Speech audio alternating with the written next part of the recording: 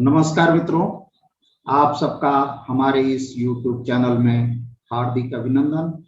आज हम आपको बताएंगे कि आपका वैवाहिक जीवन मंगलमय होगा, सुखी होगा या फिर दुखपूर्ण होगा या फिर कलह क्लेश से भरा हुआ होगा। इसको हम बिल्कुल बिना किसी गुणा गणित, बिना किसी कैलकुलेशन के बताने जा रहे हैं। आपको करना क्या है, आपको केवल अपना कुंडली को ओपन करना है, खोलना है और उसमें जहां पे लग्न कुंडली लिखी है उस लग्न कुंडली को सामने रखना है और इस चक्र से मैच करना है। इस चक्र से ये जो चक्र बना हुआ है इसके ऊपर ये लग्न कुंडली लिखा है, इससे आपको मैच करना है। अगर यहाँ पे इस भाव में, यानी कि ये कौन सा भाव है, थर्ड हाउस है, ये लग्न है या फिर ये 11वें भाव में, इनमें किसी भी जगह पे गुरु हो, या यहाँ पे गुरु हो, यहाँ पे गुरु हो या फिर यहाँ पे गुरु हो, तो आपका वैवाहिक जीवन जो है वो अच्छा होगा। इसका कारण क्या है? गुरु देखिए 1 2 3 4 5, पांचवी दृष्टि से गुरु देख रहा है इस विवाह के हाउस को, विवाह के घर को। गुरु के 3 दृष्टि होती है, 5 7 और 9। 7वीं दृष्टि से गुरु सीधे विवाह के घर को देख रहा है और यहां से देखिए 1 2 3 4 5 6 7 8 9, ये 9वीं दृष्टि से यहां से गुरु वैवाहिक घर को देखेगा, वैवाहिक जीवन को देखेगा। तो एक बात अच्छी तरह से समझ लीजिए कि आपको कुंडली अपना ओपन करना है, खोलना है, लग्न कुंडली को देखना है। अगर इस घर में या इस घर में कहीं पर भी गुरु है, यहाँ हो या फिर यहाँ हो, तो आपका वैवाहिक जीवन अच्छा होगा। ठीक, नंबर 1 बात, इसे आप ध्यान में रखिए। दूसरी बात, ये क्या है? ये विवाह का घर है। ये जो ग्रीन से बना हुआ है ये क्या है? विवाह का घर है। इसको सप्तम भाव बोलते हैं। सप्तम इसलिए बोलते हैं क्योंकि गणना यहाँ से होती है, 1 number 2 number 3 number 4 number 5 number 6 number 7 number, मतलब ये 7वां हाउस है। इसीलिए 7th हाउस इसको बोलते हैं, 7वां घर बोलते हैं। और इसका जो मालिक होता है उसको इंग्लिश में बोलते हैं 7th लॉर्ड और हिंदी में बोलते हैं सप्तमेश। अगर सप्तमेश स्वराशि है, मतलब अपनी राशि में है या फिर उच्च का है, तो आपका वैवाहिक जीवन अच्छा होगा। स्वराशि का मतलब क्या है? मान लीजिए कि यहाँ पे नंबर लिखा हुआ है 3, मान लीजिए यहाँ पे नंबर लिखा है 3। 3 का मतलब हुआ, अब ये देखिए इसमें, देखिए इस कॉलम में देखना है, 3 नंबर लिखा है। 3 का मतलब बुध। तो बुध अपनी, अगर यहाँ 3 नंबर लिखा है यानी कि बुध जो है इसका मालिक क्या हुआ? बुध हुआ। तो बुध या तो 6 नंबर में होना चाहिए, बुध क्या होना चाहिए? 6 नंबर में होना चाहिए। कुंडली में कहीं पर भी हो सकता है। तो ये 3 नंबर हो गया, ये 4 हो गया, ये 5 हो गया, ये 6 हो गया, यहाँ पे बुध हो गया। तो आपका वैवाहिक जीवन बहुत अच्छा होगा। मतलब कि आपको क्या देखना है? आपको देखना है सबसे पहले कि सप्तमेश, यहाँ का जो मालिक है वह कहाँ पे बैठा है। जैसे मान लीजिए यहाँ पर कोई संख्या आती है आपकी, इस जगह पे अगर संख्या है मान लीजिए 4, तो 4 संख्या है, तो ये देखिए 4 नंबर यहाँ पे है। इसका स्वामी कौन है? चंद्रमा। तो चंद्रमा किसमें होना चाहिए? 2 नंबर में होना चाहिए। मतलब यहाँ पे चंद्रमा होना चाहिए, ये 2 नंबर है, यहाँ पे चंद्रमा होना चाहिए। तो मतलब चंद्रमा जब हो तो उसके साथ 2 नंबर प्रिंट हो। अब आप समझ गए होंगे, यानी कि सप्तमेश जो है अगर अपनी राशि में हो या फिर अपने से उच्च राशि में हो तो फिर वैवाहिक जीवन बहुत अच्छा होता है। लेकिन अगर सप्तमेश मान लीजिए नीच राशि में हो, मान लीजिए यही चंद्रमा, यहाँ 4 नंबर है और इसका स्वामी क्या है? चंद्रमा है, और चंद्रमा जो है 8 नंबर में हो, तो 4 ये है, 5 ये होगा, 6 ये होगा, 7 ये होगा, 8 ये होगा। यानी यहाँ पे अगर चंद्रमा हो गया तो इसका मतलब है कि चंद्रमा क्या है, नीच का चंद्रमा हो गया, ये नीच का है। यानी अगर नीच राशि में है तो वैवाहिक जीवन खराब होगा, अगर स्वराशि या उच्च में है तो वैवाहिक जीवन अच्छा होगा। अब एक बात और ध्यान में रखिए, मान लीजिए सप्तमेश का जो मालिक है, सप्तमेश का जो स्वामी है, वह छठे नंबर मतलब इस हाउस में, या फिर इस हाउस में, 8th हाउस में, या फिर 12th हाउस में, मतलब सप्तमेश जो है आपका या तो यहां पे हो, यहां पे हो, या यहां पर हो, या फिर यहां पे अगर होता है, इन तीनों जगह में किसी भी स्थान पे अगर होता है तो आपका वैवाहिक जीवन संकट में पड़ सकता है। यह आप अच्छी तरह समझ लीजिए, आपका वैवाहिक जीवन अच्छा नहीं होगा। मतलब कि अगर इसका जो मालिक है, यहाँ पे जो भी राशि लिखी है उसका स्वामी, यहाँ पे जो भी संख्या लिखी है उसका स्वामी अगर यहाँ पे है, यहाँ पर है, या फिर यहाँ पर है, तो फिर वह वैवाहिक जीवन को बिल्कुल क्लेशपूर्ण दुखमय बना देगा, डाइवोर्स की भी पोजीशन आ सकती है। इस चीज को आप अच्छी तरह ध्यान रखिए। अब और भावों की बात करते हैं। अगर आपकी कुंडली में देखिए, इस घर में, इस हाउस में, इस हाउस में, इस हाउस में, इस हाउस में, ये वायलेट कलर से बना हुआ जो है, अगर आपकी लग्न कुंडली में यहाँ पर, यहाँ पर, यहाँ पर, यहाँ पर या यहाँ पर सूर्य हो, इसमें से कितने जगह हैं, 1 2 3 4 5, इन पांचों जगह में कहीं पर भी सूर्य हो, या फिर कहीं पर भी मंगल हो, कहीं पर भी सूर्य हो या फिर कहीं पर भी मंगल हो, ठीक है, या फिर दोनों हो, सूर्य भी हो, सूर्य किसी जगह पे हो, मान लीजिए सूर्य यहाँ पे है, मंगल यहाँ पे है, या सूर्य यहाँ पे है, मंगल यहाँ पे, या सूर्य यहाँ पे है, मंगल यहाँ पे है, मतलब किसी एक जगह पे सूर्य हो, दूसरी जगह पे मंगल हो, मतलब इन पांचों में किसी एक जगह पे सूर्य हो या फिर मंगल हो, या फिर सूर्य और मंगल दोनों ही अलग अलग घर में हो, तो आपका वैवाहिक जीवन अच्छा नहीं होगा।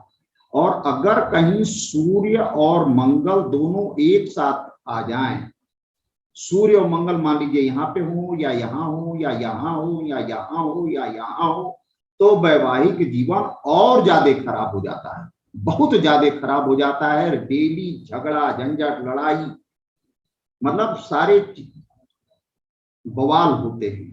इस चीज को आप अच्छी तरह से समझ लीजिए। एक बात और है, अगर इसमें कहीं बृहस्पति आ जाए, इनके इन पांचों में अगर कहीं बृहस्पति आ जाए तो आपको थोड़ी सी राहत दे देगा, मतलब जो कलेश है उसमें थोड़ी कमी कर देगा, लेकिन कलेश को खत्म नहीं करेगा। इस चीज को आप अच्छी तरह ध्यान रखिएगा, मतलब उस कलेश में कमी ला देगा, इतना करेगा बस। और हम और फार्मूले की बात करते हैं। एक और फार्मूला, आप अपने लग्न कुंडली को देखिए, अगर ये जो ब्लू स्पॉट है यहाँ पर या यहाँ पर, इन तीनों में, ठीक है, इन तीनों का कोई स्वामी होगा, इसका स्वामी, इसका स्वामी और इसका स्वामी, ठीक है, अगर कमजोर है, नीच है, पीड़ित है, शत्रु के घर में है, तो विवाह सुख में कमी होगा। जैसे मान लीजिए यहाँ पे मान लीजिए 8 लिखा है, यहाँ मान लीजिए 9 है, और यहाँ हो गया 10, ठीक है, तो 8 नंबर अगर लिखा है तो 8 नंबर का स्वामी क्या है, यहाँ देखिए 8 नंबर क्या है, 8 नंबर हो गया मंगल। अब मंगल जो है, मंगल अगर पीड़ित है, मंगल मतलब 4th में है, पीड़ित है, नीच है, यानी कि 4 नंबर, मतलब 8 ये हो जाएगा 7, ये हो जाएगा 6, ये हो जाएगा 5, हम इधर से चलते हैं 10 11 12 1 2 3 4 5, ठीक है। तो अगर ये 8 जो है, 8 का मालिक क्या है, मंगल, मंगल क्या है 4 में हो जाए, यहाँ पर अगर मंगल हो जाए तो ऐसी स्थिति में वैवाहिक जीवन खराब हो जाएगा। ये यहाँ का लग्न का स्वामी अगर कमजोर स्थिति में है, लग्न मतलब ये 9 नंबर का स्वामी कहाँ है, 9 नंबर ये है, 9 का स्वामी कौन हुआ, गुरु होगा। गुरु अब कमजोर कहाँ पे होगा, 10 नंबर में होगा। मान लीजिए गुरु यहाँ पे बैठा है, ठीक है, मंगल हमारा यहाँ आ गया, गुरु हमारा यहाँ आ गया, और ये 10 नंबर का स्वामी कौन है, 10 नंबर देखिए, 10 नंबर ये है, 10 नंबर का स्वामी है शनि। शनि 1 नंबर में हो, 1 नंबर में नीच का होगा, शनि 1 नंबर में हो, यहाँ हो जाए तो वैवाहिक जीवन बहुत ही खराब हो जाता है। विवाह सुख में कमी हो जाती है।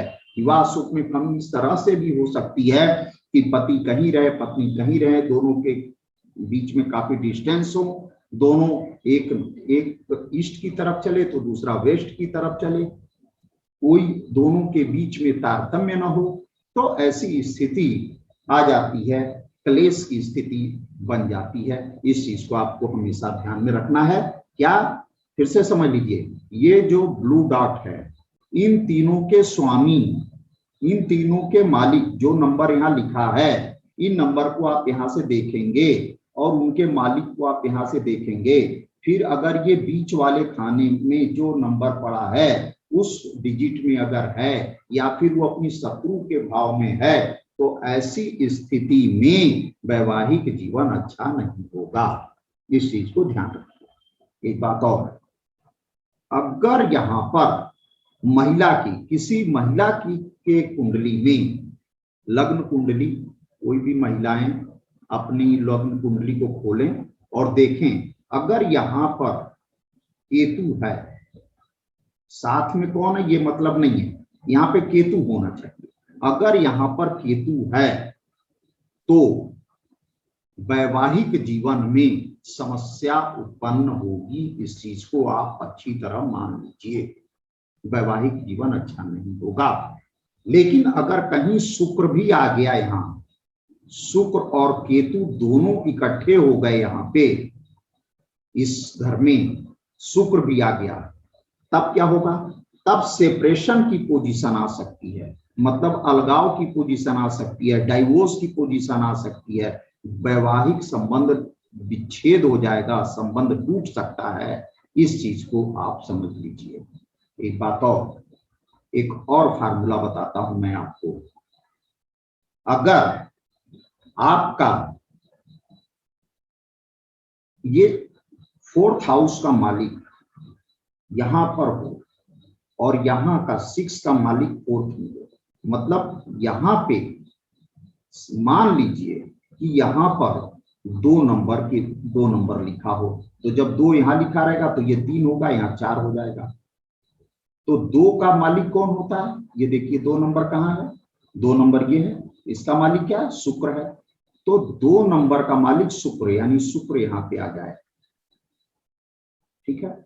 यहाँ पे कितना है, 4 नंबर, 4 का मालिक कौन है, देखिए यहाँ पे 4 कौन है, 4 का मालिक चंद्रमा, और चंद्रमा यहाँ आ जाए, तो ऐसी स्थिति में डाइवोर्स की पोजीशन आ जाती है, और वो डाइवोर्स जो है बाय कोर्ट होता है।